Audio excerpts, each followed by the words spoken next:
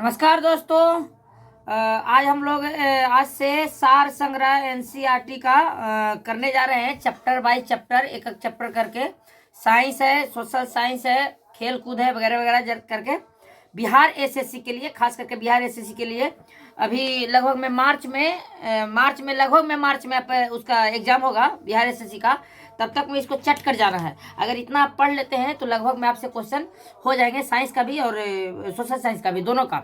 और अच्छे अच्छे क्वेश्चन दिया हुआ है, महेश कुमार बर्नवाल जी का है, तो हम लोग इसको मंगवाए हैं और बारी बारी से एक एक चैप्टर करके हम लोग इसको पढ़ेंगे और आपको यहाँ पे समझाएंगे। आप देखते जाइए और इसको पढ़ते जाइएगा, समझते जाइएगा। चलिए तो शुरू करते हैं हम लोग पहला चैप्टर से, और उसके बाद मतलब लगातार नहीं, एक चैप्टर मान लें कि पहला शुरू किए। जैसा कि देखिए इसमें चैप्टर बाई चैप्टर दिया हुआ है आपका। टोटल चीज पहले भारतीय अर्थव्यवस्था का दिया हुआ है, फिर भूगोल का है, फिर उसके बाद विश्व भूगोल का है, उसके बाद पर्यावरण का है, उसके बाद विज्ञान में आ जाइए, उसके बाद भौतिक विज्ञान, विज्ञान में भौतिक विज्ञान आ जाइए, रसायन विज्ञान आ जाइए, जीव विज्ञान आ जाइए। उस तरह से देखिएगा चैप्टर में। तब विज्ञान एवं प्रौद्योगिकी दिया हुआ है। उसके बाद इतिहास आ जाइए। इतिहास में आपका मध्यकाल प्राचीन इतिहास है, मध्यकालीन इतिहास है, आधुनिक भारत है। उसके बाद भारतीय अर्थव्यवस्था है। कंप्यूटर से कुछ क्वेश्चन रहेगा, खेल कूद से कुछ क्वेश्चन रहेगा, पुरस्कार भी दिया हुआ है, विविध प्रश्नावली से भी दिया हुआ है। तो हम लोग सबसे पहले शुरू करते हैं भारतीय राज्य व्यवस्था।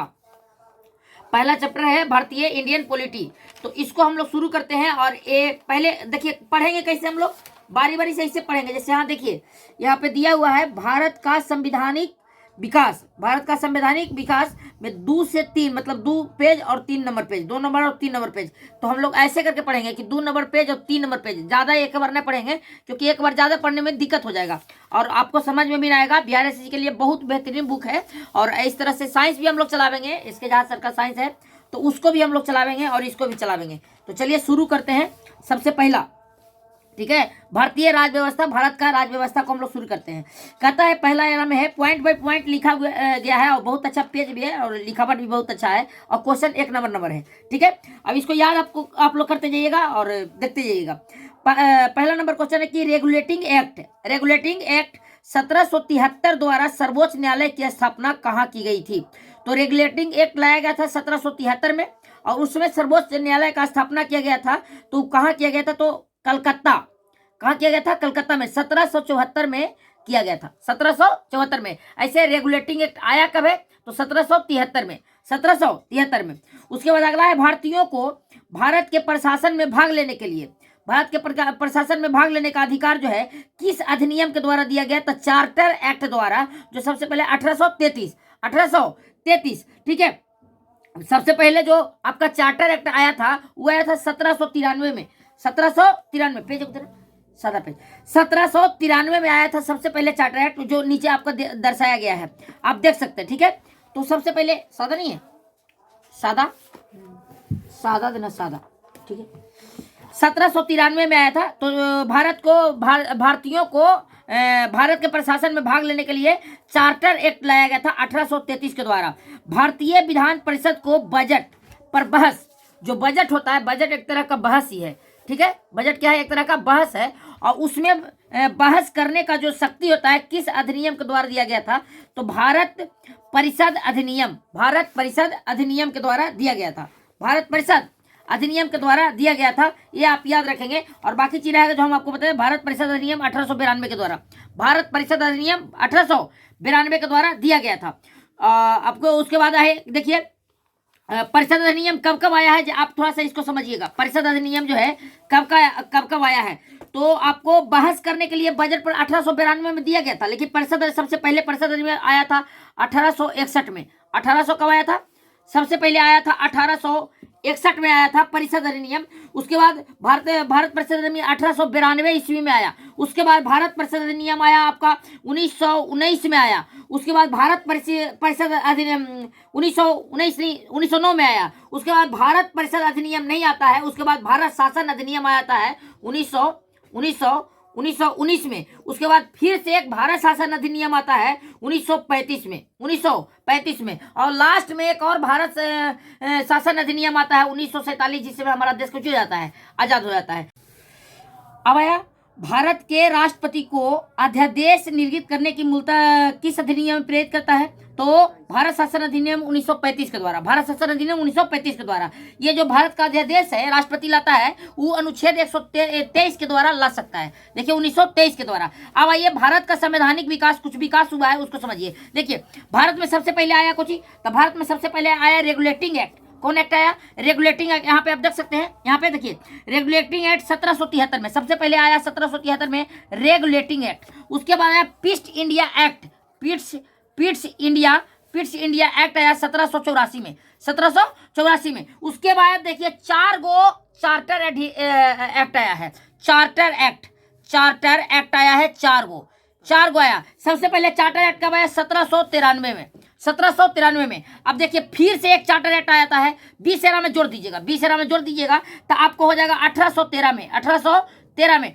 फिर एरा में 20 जोड़ दीजिएगा, फिर एरा में 20 जोड़ दीजिएगा, एक और चार्टर एक्ट आता है 1833 में, 1833 में। फिर एक और चार्टर एक्ट आता है तो फिर एरा में 20 जोड़ दीजिए तो 1853 में। इस तरह से 4 गो चार्टर एक्ट आया है, 4 गो। कौन लाया है? तो ईस्ट इंडिया कंपनी। ये चार्टर एक्ट जो है कौन लाया है? East India company. सबसे पहले 1773 में रेगुलेटिंग एक्ट आता है, फिर ईस्ट इंडिया एक्ट आता है, उसके बाद चार्टर एक्ट 4 गो आता है। अब आ गया ये भारत शासन अधिनियम।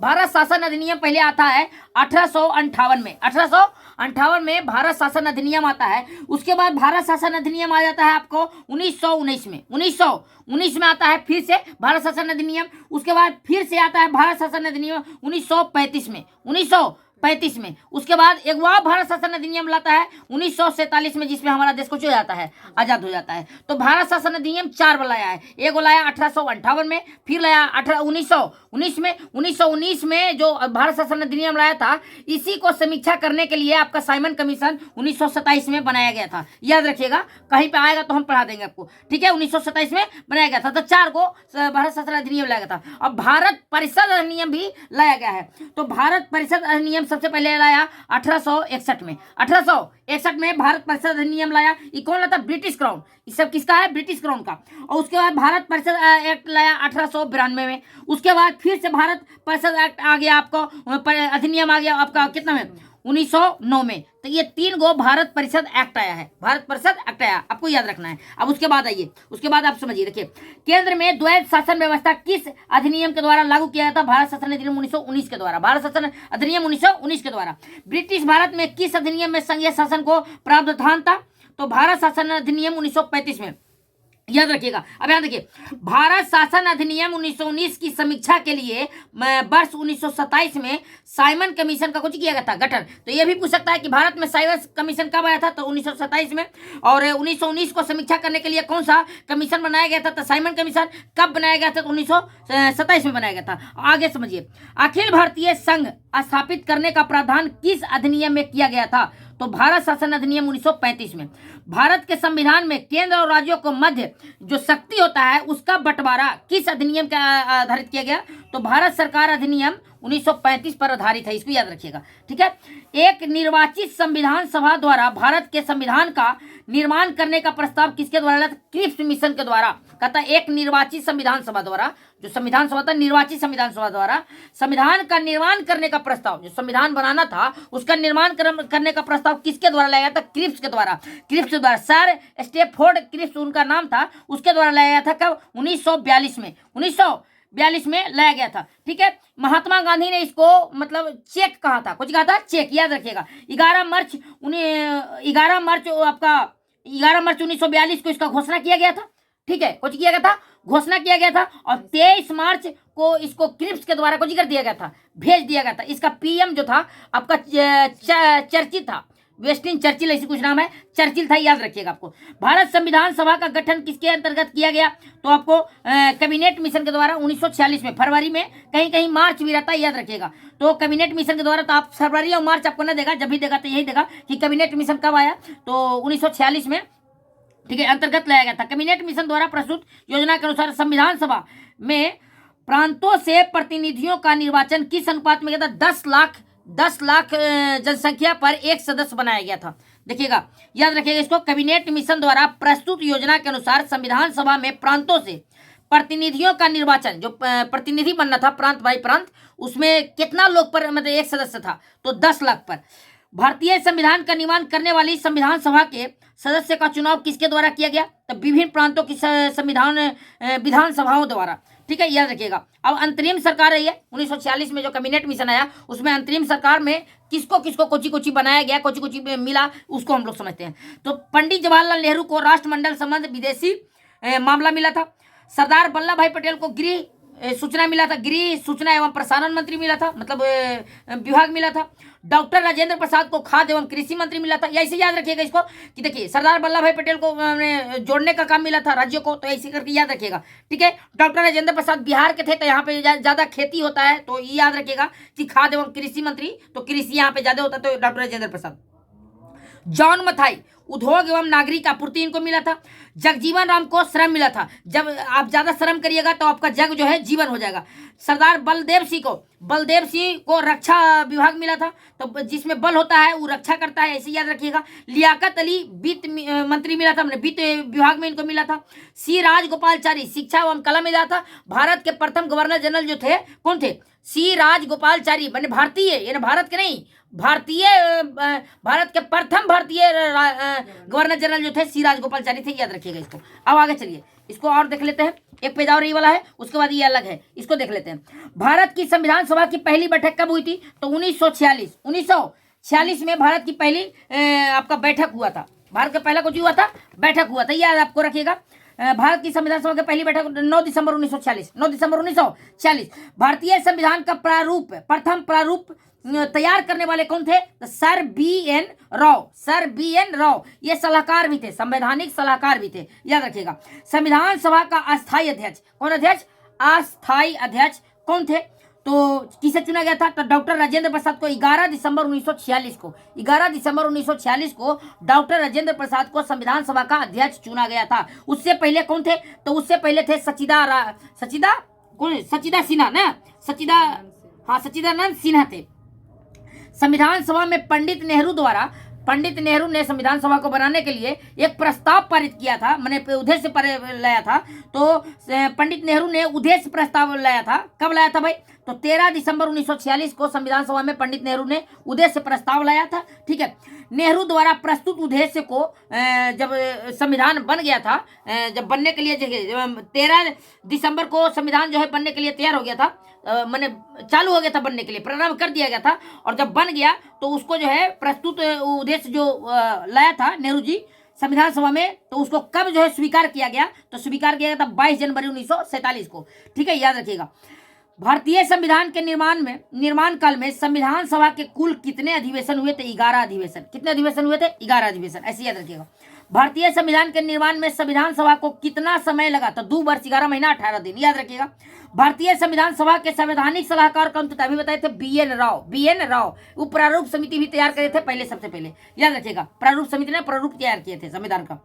ठीक है, आगे भारत की संविधान सभा ने वर्तमान में राष्ट्रीय ध्वज को कब अपनाया? मैंने भारत का जो राष्ट्रीय तिरंगा है उसको कब अपनाया था शुरू में? ठीक है, तो यह 22 जुलाई 1947 को भारत ने उसको कुछ कर लिया था, अपना लिया था। संविधान सभा की प्रथम बैठक अध्यक्षता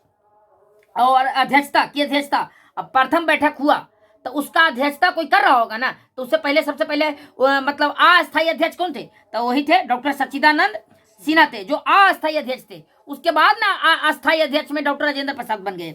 भारत का संविधान कब स्वीकार किया गया, मतलब गोद कब लिया गया उसको एक तरह से बोलिए? 26 नवंबर 1949 को।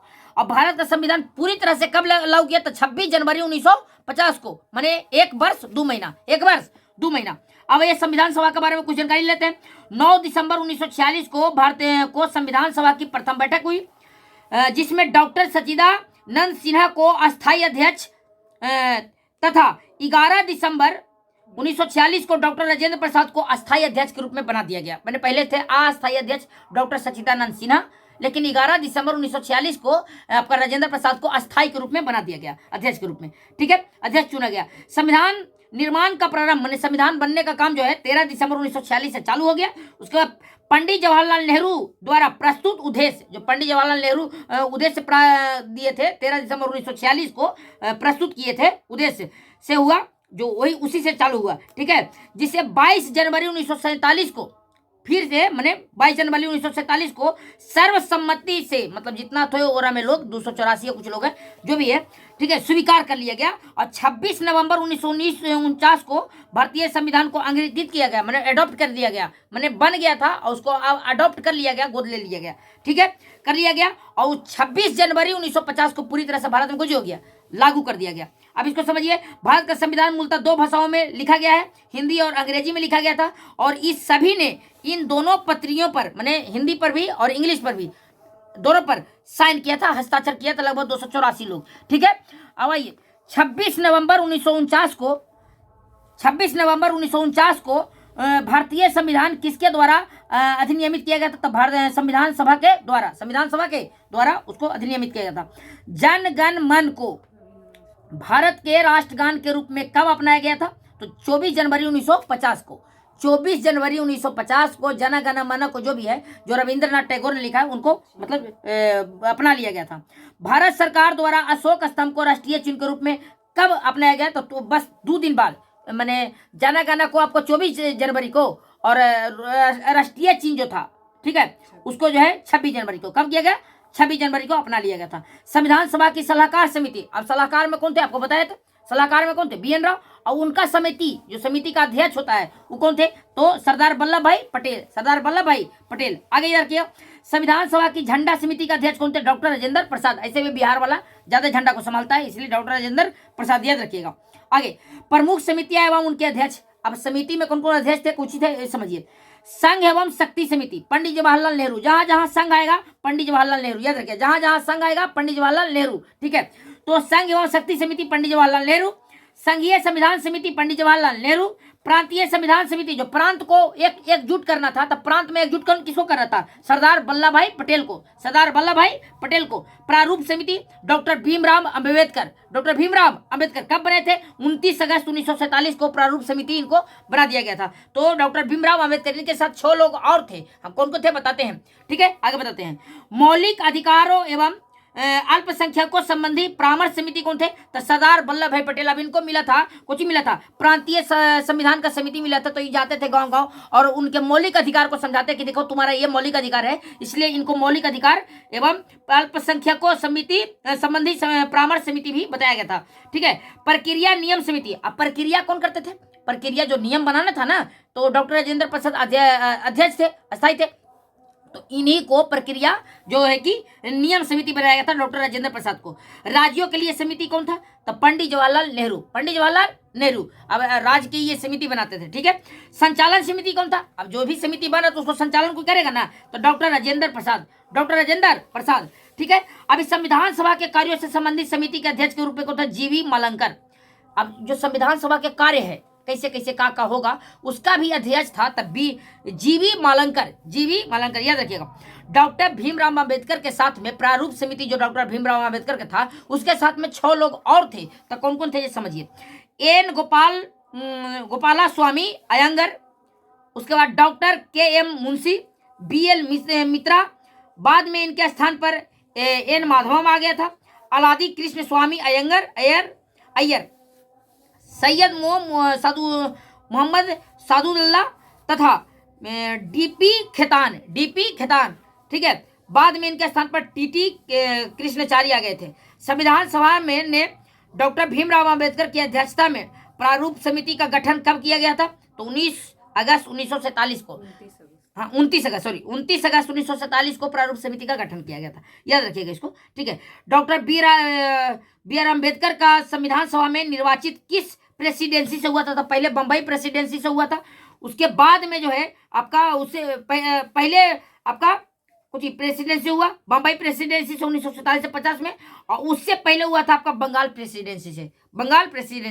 ये इतना महत्वपूर्ण है, लेकिन ये वाला देखिए महत्वपूर्ण है, कुछ अन्य चीज है जो आप याद रखिएगा। अब इसके बाद में जो है संविधान के विभिन्न प्रावधान व उनके स्रोत हम लोग यहाँ से याद करेंगे, और ये अगला चलेगा। तो मिलते हैं अगले वीडियो में, तब तक में नमस्कार, ठीक है।